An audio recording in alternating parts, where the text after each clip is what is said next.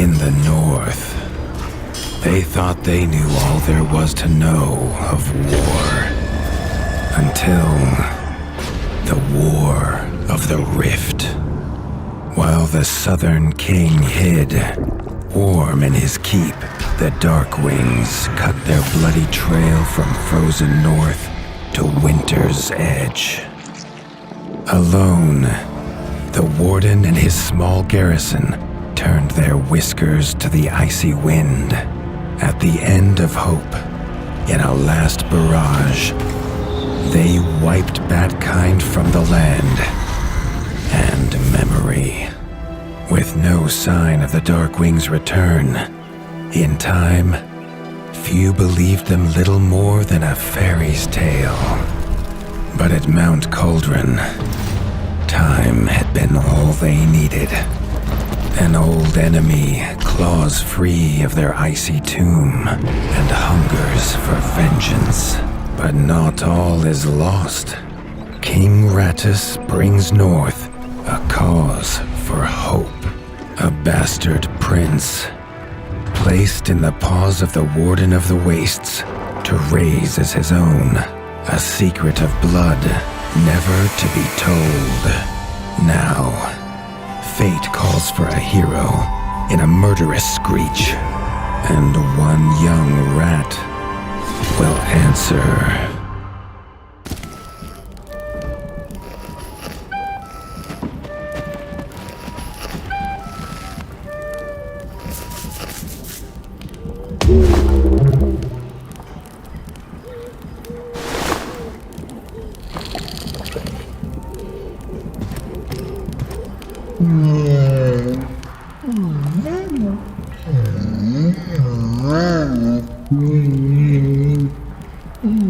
The stomp of his father's boots on the stair was how every morning began for Arlo.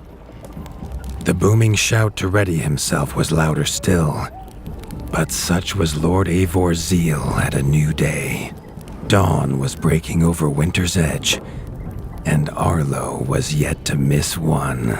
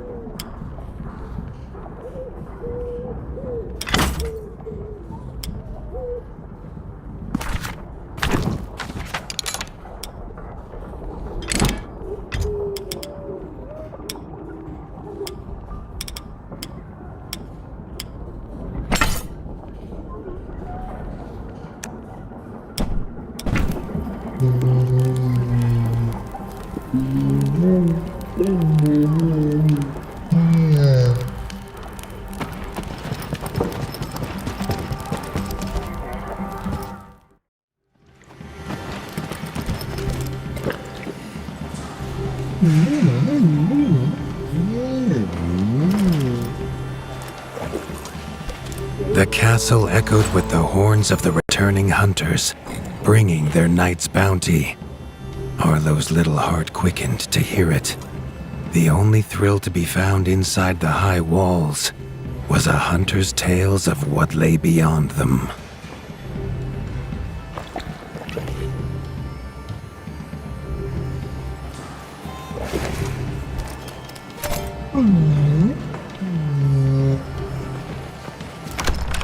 Arlo tells himself it's a good life here in Winter's Edge.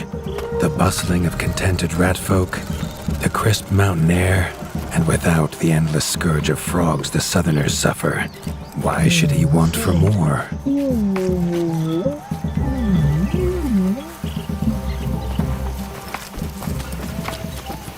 Arlo has no memory of his mother, but Hilda's food was a true taste of maternal kindness.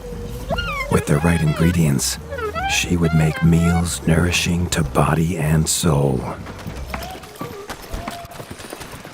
Tiki's shop was perhaps Arlo's favorite, as the shopkeeper had wares from far and wide. But getting him to part with his curiosities was never easy. There was no time for tales of the hunt today. Lord Eivor was already dividing what was an excellent haul, happy to see his people provided for. Arlo longed only to join the hunt, to see the ratdom or even the lands beyond. His father called it a fool's wish. Arlo's destiny was unshakable, much like the keep that would become his by birthright.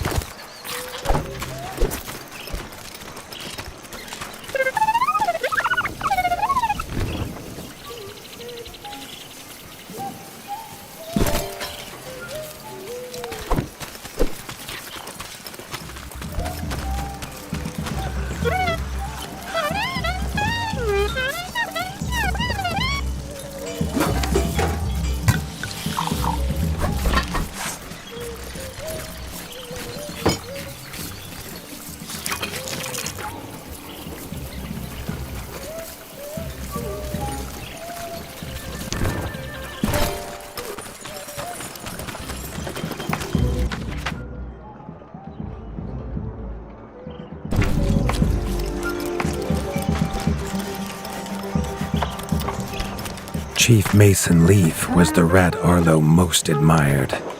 As younger brother to Lord Eivor, his carefree uncle never faced the burden of being Warden of the Wastes. With walls this strong, his duties were light, leaving him plenty of time for his nephew. Crunk was a rat's rat, with no interests beyond his forge. If you have the parts, this mastercraft's rat can make armor and weapons that would see off a sky scorcher bite, or so he claims. Arlo wondered how well they'd do against something that wasn't a myth.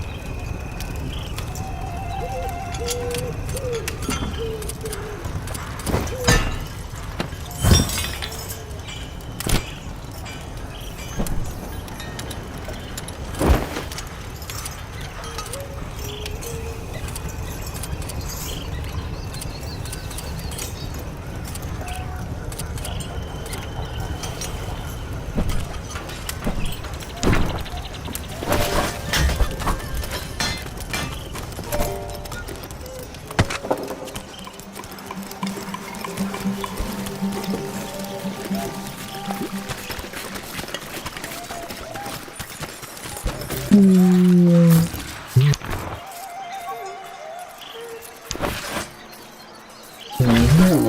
hunters had brought unwelcome news.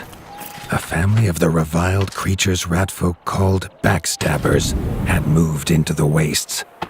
Eivor told his son to fetch his weapons.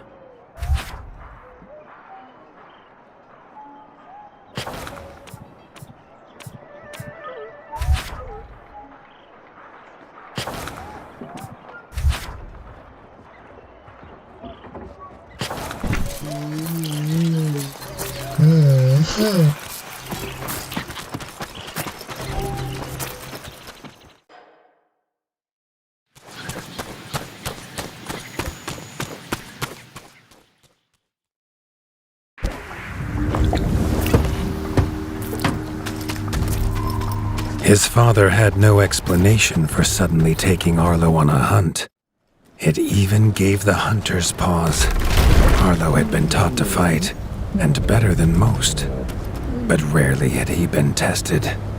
He was determined to prove himself. The rugged terrain of the outskirts could have taken all day to traverse, but Arlo's trusty grappling hook allowed him to swing between its many crevices.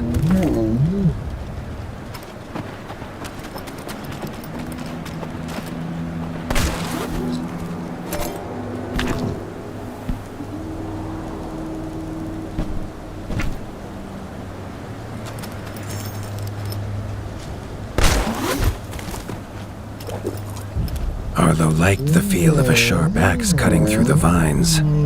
The wilds were part of his home, and nothing in them would frighten him. The famous frostberry bushes of the wastes were in full fruit already. Their juice made a healthy tonic, though Lord Eivor preferred them fermented.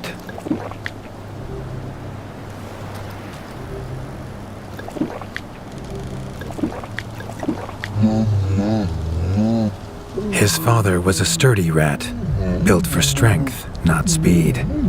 So Arlo found it curious that he challenged him to a race.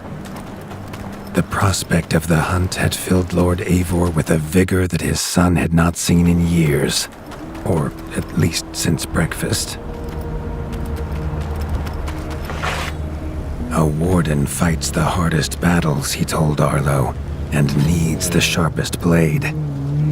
With that, Eivor gifted Arlo his own sharpening whetstone.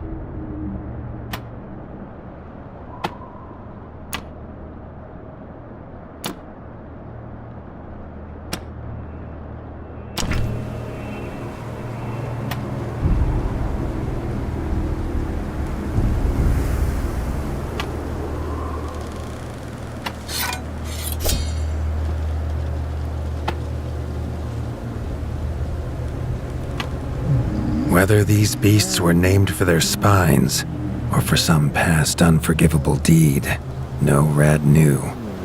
Either way, Arlo was about to find himself at the pointy ends of this brood. Even young backstabber red attacks were brutal, but a well-timed dodge would see Arlo escape unscathed. This backstabber lived up to its name with its deadly white attack, but Arlo's shield could block the deadly spikes.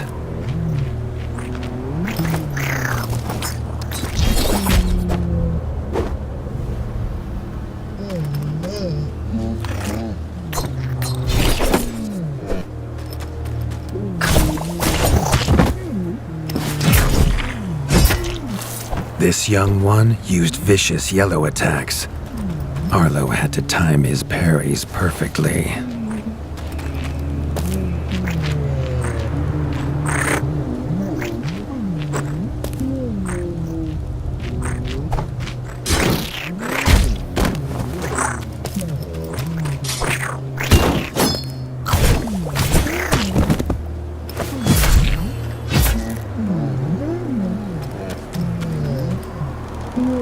This mother had left her young to fight alone, but the same could not be said of Lord Eivor as he leapt to his son's side.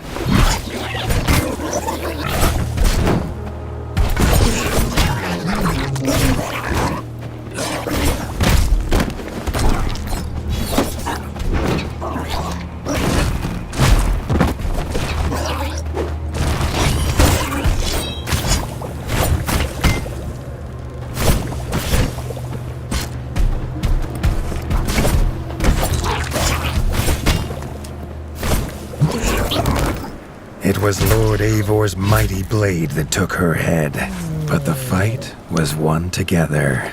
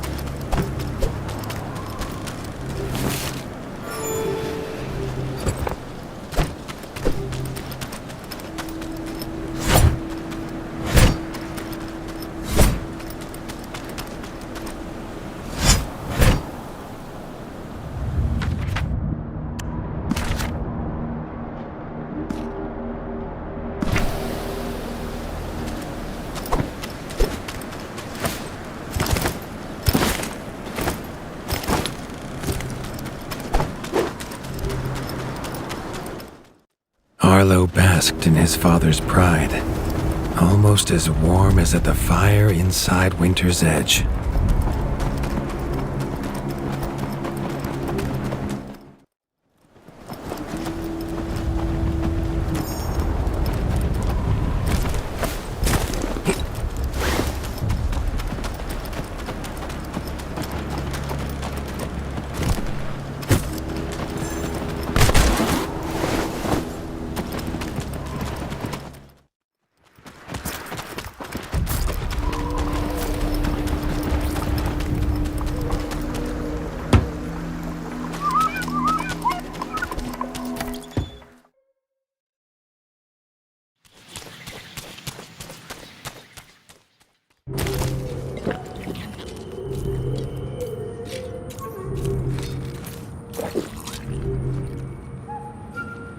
Triumphant and keen to tell the tale of his son's victories, Lord Eivor set to a night of drinking with the elders.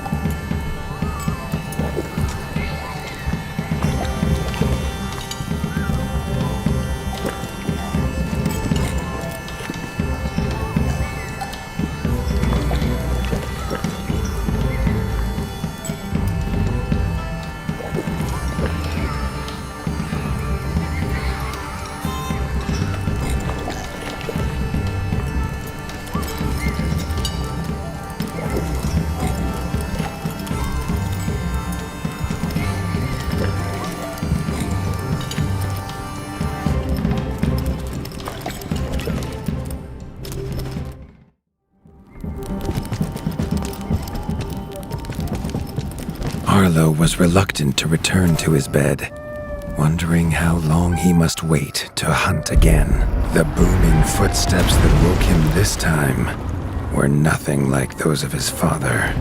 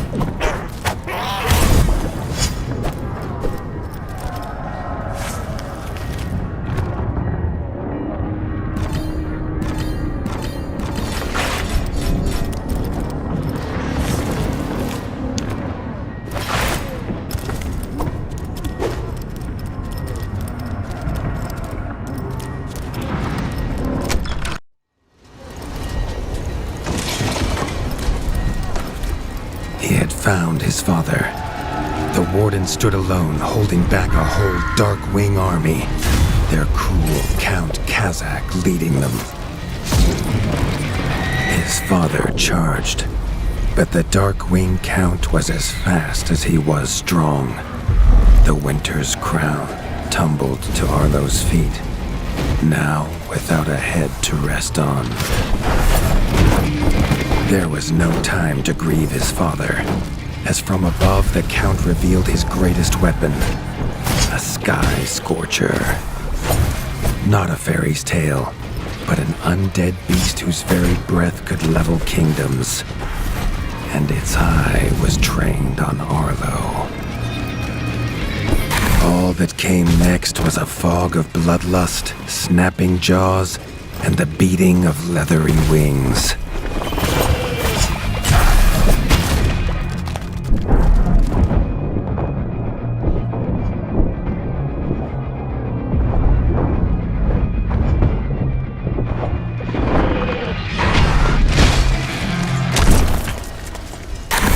But there could be no victory. Arlo awoke, groggy and warm to his father's shouts. Only he wasn't in bed. The warmth was from the fire that had engulfed Winter's Edge, and the shouts were his uncle's. The only other survivor of the Darkwing attack, Leaf was bruised and his hind paws barely steady. He'd seen villagers flee to the outskirts. Arlo knew it was up to him to make them safe.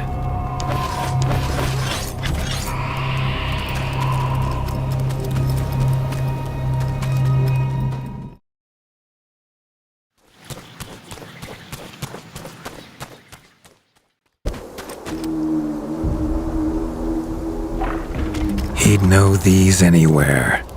Krunk's smithy hammer and Hilda's chef's knife. Arlo wondered why they would leave them here.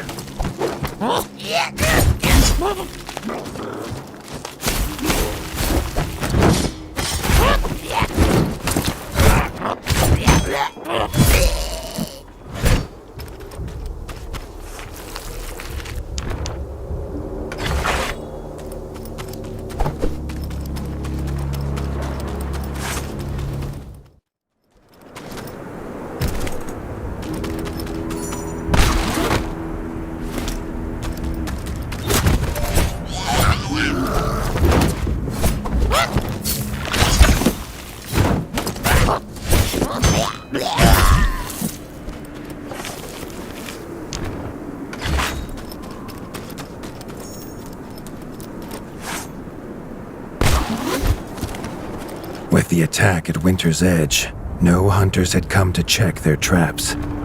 Arlo thought he might find a use for them.